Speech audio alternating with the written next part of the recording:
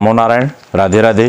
श्रीमद् भगवद गीता के 9वें अध्याय के 5वें श्लोक में जो राजविद्या का योग का विषय है, भगवान अर्जुन से कहते हैं, हे अर्जुन, न च मत्सानि भूतानि पश्य मे योगमेश्वरः भूतभृन्न च भूतस्थो ममात्मा भूत भावनः। भगवान कहते हैं कि वे प्राणी भी मुझ में स्थित नहीं हैं। मेरे इस ईश्वर संबंधी योग सामर्थ्य को देख संपूर्ण प्राणियों को उत्पन्न करने वाला और प्राणियों का धारण भरण पोषण करने वाला मेरा स्वरूप उन प्राणियों में भी स्थिर नहीं है। अब भगवान दूसरी बात, संपूर्ण प्राणियां मेरे में स्थित हैं के विरुद्ध यहाँ कहते हैं कि वे प्राणी मेरे में स्थित नहीं हैं। कारण कर वे प्राणी मेरे में स्थित होते तो मैं जैसा निरंतर निर्विकार रूप से ज्यों का त्यों रहता हूँ, वैसा संसार भी निर्विकार रूप से ज्यों का त्यों रहता। मेरा कभी उत्पत्ति विनाश नहीं होता तो संसार का भी उत्पत्ति विनाश नहीं होता। एक देश में हूँ तो एक देश में नहीं हूँ, एक काल में हूँ तो एक काल में नहीं हूँ, एक व्यक्ति में हूँ तो एक व्यक्ति में नहीं हूँ। ऐसी परिच्छन्नता मुझ में नहीं है। मैं तो संसार में भी ऐसी परिच्छन्नता नहीं होती। वो तात्पर्य है कि निर्विकारता, नित्यता, व्यापकता, अविनाशीपन आदि जैसी मेरे में है, वैसे ही उन प्राणियों में भी होती है। परंतु ऐसी बात नहीं है। मेरी स्थिति निरंतर रहती है और उनकी स्थिति निरंतर नहीं रहती। तो इससे सिद्ध हुआ कि मेरे में स्थिति नहीं है। अब उपर्युक्त विधि परक और निषेध परक चारों बातों को दूसरी रीत से इस प्रकार समझें कि संसार में परमात्मा है और परमात्मा में संसार है, तथा परमात्मा संसार में नहीं है और परमात्मा और संसार परमात्मा में नहीं है। जैसे अगर तरंग की सत्ता मानी जाए तो तरंग में जल है और जल में तरंग है। कारण कि जल को छोड़कर तरंग रह नहीं सकती और तरंग जल से ही पैदा होता है, जल में ही रहती है और जल में ही लीन हो जाती है। अतः तरंग का आधार आश्रय केवल जल ही है। जल के बिना उसकी कोई स्वतंत्र सत्ता नहीं है। इसलिए तरंग में जल है और जल में तरंग है। ऐसा ही संसार की सत्ता मानी जाए तो संसार में परमात्मा है और परमात्मा में संसार है। कारण कि परमात्मा को छोड़कर संसार रह ही नहीं सकता। संसार परमात्मा से ही पैदा होता है, परमात्मा में ही रहता है और परमात्मा में ही लीन हो जाता है। परमात्मा के सिवाय संसार की कोई स्वतंत्र सत्ता नहीं है। इसलिए संसार में परमात्मा है और परमात्मा में संसार है। अगर तरंग उत्पन्न और नष्ट होने वाली होने से तथा जल के सिवाय उसकी स्वतंत्र सत्ता न होने से तरंग की सत्ता न मानी जाए तो न तरंग में जल है और न जल में तरंग है। अर्थात केवल जल ही जल है और जल ही तरंग रूप में दिख रहा है। ऐसे ही संसार उत्पन्न और नष्ट होने वाला होने से तथा परमात्मा के सिवाय उनकी स्वतंत्र सत्ता न होने से संसार की सत्ता न मानी जाए तो न संसार में परमात्मा है और न परमात्मा में संसार है। केवल परमात्मा ही परमात्मा है और परमात्मा ही संसार रूप से दिख रहे हैं। इसका अर्थ यह हुआ कि जैसे तत्व से एक जल है, तरंग नहीं है, ऐसी तत्व से एक परमात्मा ही है, संसार नहीं है। अब कार्यकरण की दृष्टि से देखें तो जैसे मिट्टी से बने हुए जितने बर्तन हैं उन सब में मिट्टी ही है, क्योंकि मिट्टी से बने मिट्टी में ही रहते हैं, मिट्टी में ही लीन हो जाते हैं। उनका आधार मिट्टी ही है। इसलिए बर्तनों में मिट्टी है और मिट्टी में बर्तन है। परंतु वास्तव में देखा जाए तो बर्तनों में मिट्टी और मिट्टी में बर्तन नहीं है। अगर बर्तनों में मिट्टी होती तो बर्तनों के मिटने पर मिट्टी भी मिट जाती, परंतु मिट्टी मिटती नहीं। अतः मिट्टी मिट्टी में ही रहती है, अर्थात अपने आप में ही स्थित रही। ऐसे अगर मिट्टी में बर्तन होते तो मिट्टी के रहने पर बर्तन हरदम रहते, परंतु बर्तन हरदम नहीं रहते, इसलिए मिट्टी में बर्तन नहीं है। ऐसे ही संसार में परमात्मा और परमात्मा में संसार रहते हुए भी संसार में परमात्मा और परमात्मा में संसार नहीं है। कारण अगर संसार में परमात्मा होते तो पर संसार के मिटने पर परमात्मा भी मिट जाते, परंतु परमात्मा मिटते ही नहीं, इसलिए संसार में परमात्मा नहीं है। परमात्मा तो अपने आप में स्थित है। ऐसे ही परमात्मा में संसार नहीं है। अगर परमात्मा में संसार होता तो परमात्मा के रहने पर संसार भी रहता, परंतु संसार नहीं रह, इसलिए परमात्मा में संसार नहीं है। जैसे किसी ने हरिद्वार को याद किया तो उसके मन में हर की पैड़ी दिखने लग गई। बीच में घंटा घर बना हुआ है दोनों ओर गंगा जी बह रही हैं, सीढ़ियों पर लोग स्नान कर रहे हैं, जल में मछलियाँ उछल कूद मचा रही हैं। यह सब का सब हरिद्वार मन में है। इसलिए हरिद्वार में बना हुआ है सब कुछ, पत्थर, जल, मनुष्य, मछलियाँ आदि मन ही तो है। परंतु जहाँ चिंतन छोड़ा वहाँ फिर हरिद्वार नहीं रहता, केवल मन ही मन रहता है। ऐसे ही परमात्मा ने बहुश्या प्रजा यह संकल्प किया तो संसार प्रकट हो गया।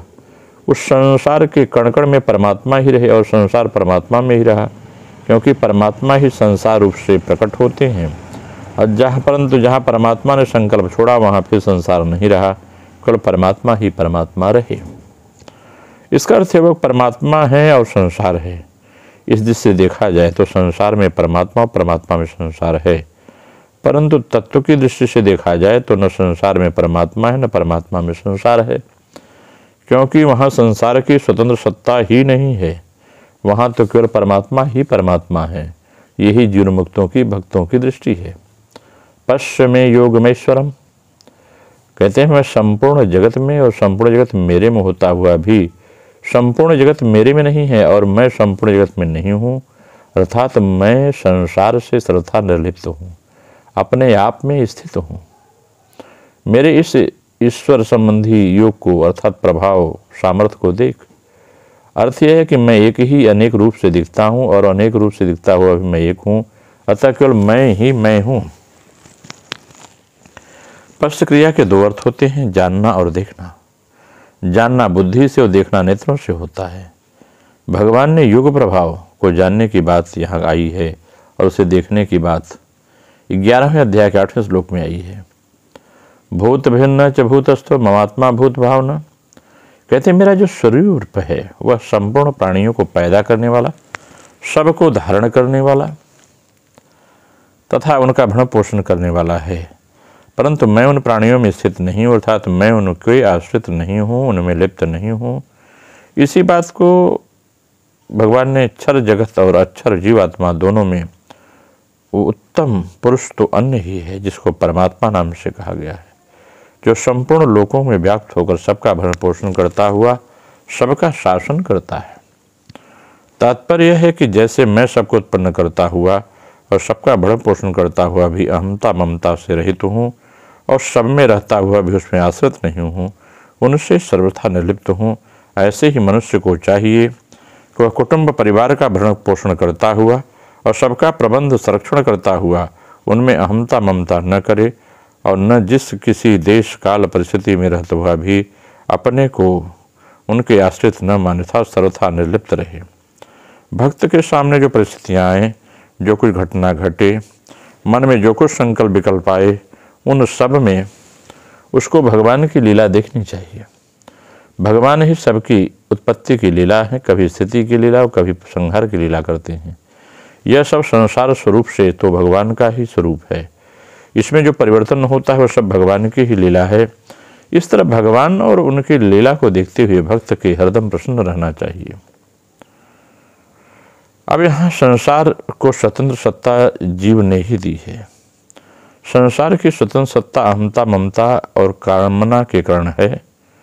जब तक अहमता ममता कामना है तब तक परमात्मा में संसार है और संसार में परमात्मा है। परमात्मा में संसार है, संसार में परमात्मा है, यह ज्ञान है। और न परमात्मा में संसार है न संसार परमात्मा, यह परमात्मा का सिवा कुछ नहीं है, यह विज्ञान है।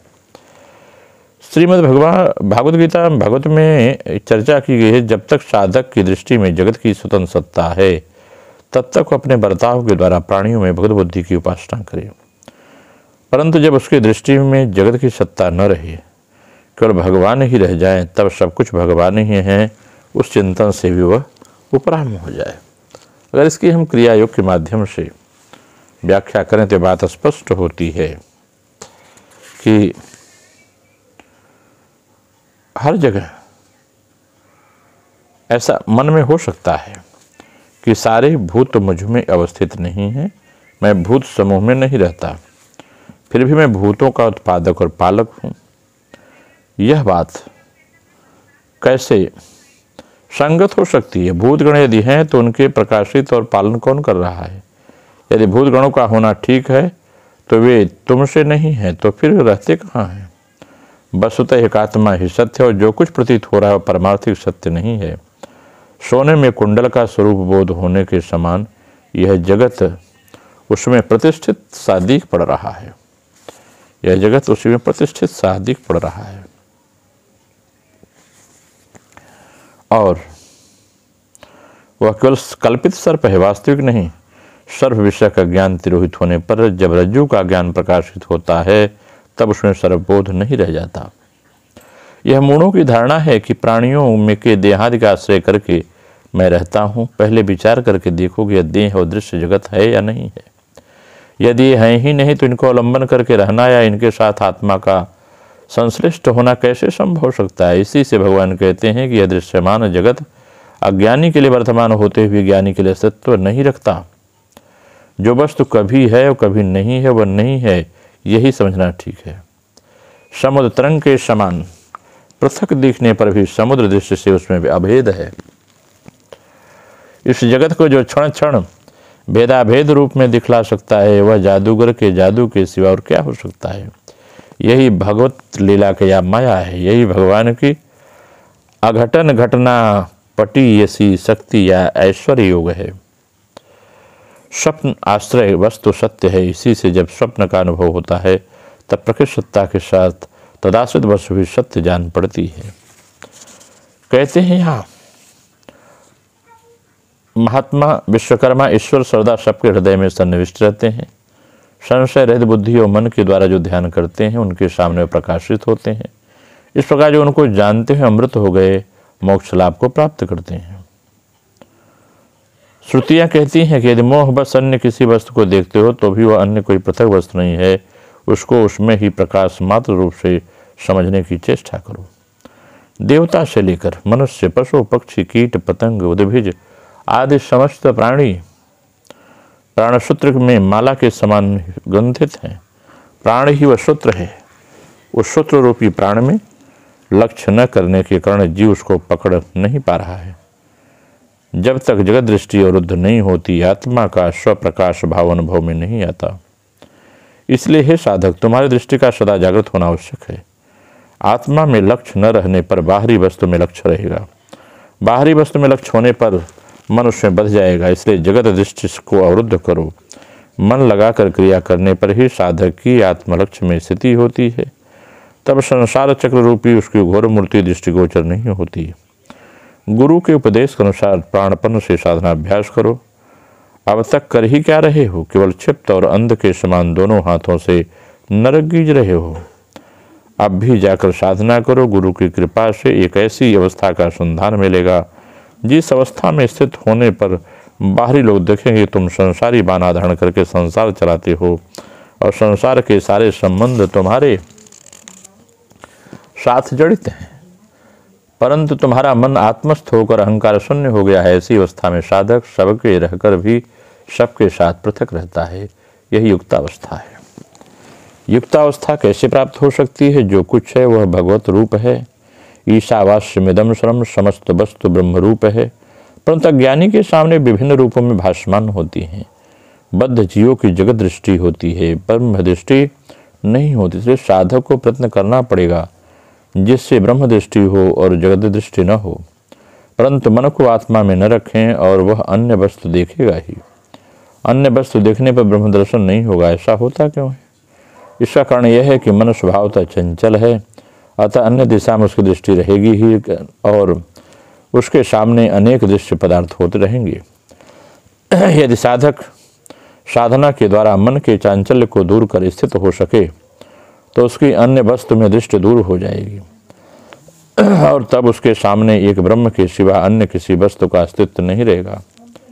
मन के चंचल होने पर बोध भी चंचल हो जाता है। इसी कारण एक वस्तु अनेक वस्तुओं के रूप में जान पड़ती है। पर श्रुति में अनेक वस्तुओं का निषेध देखने में आता है। अतः अनेक पदार्थ सत्य नहीं है। सत्य केवल वह एक परमात्मा है। यह एक तत्व दर्शन तब होता है जब मन की चंचलता नहीं रहती। इसलिए मन के विक्षेप को रोकना ही सर्वप्रथम साधना है। जो मन के तरंगों के विक्षेप को रोक लेता है उसमें स्पष्ट परमात्मा का प्रतिबिंब दिखाई देता है और यही साधक सिद्धि को प्राप्त करता है। नमो नारायण। राधे राधे।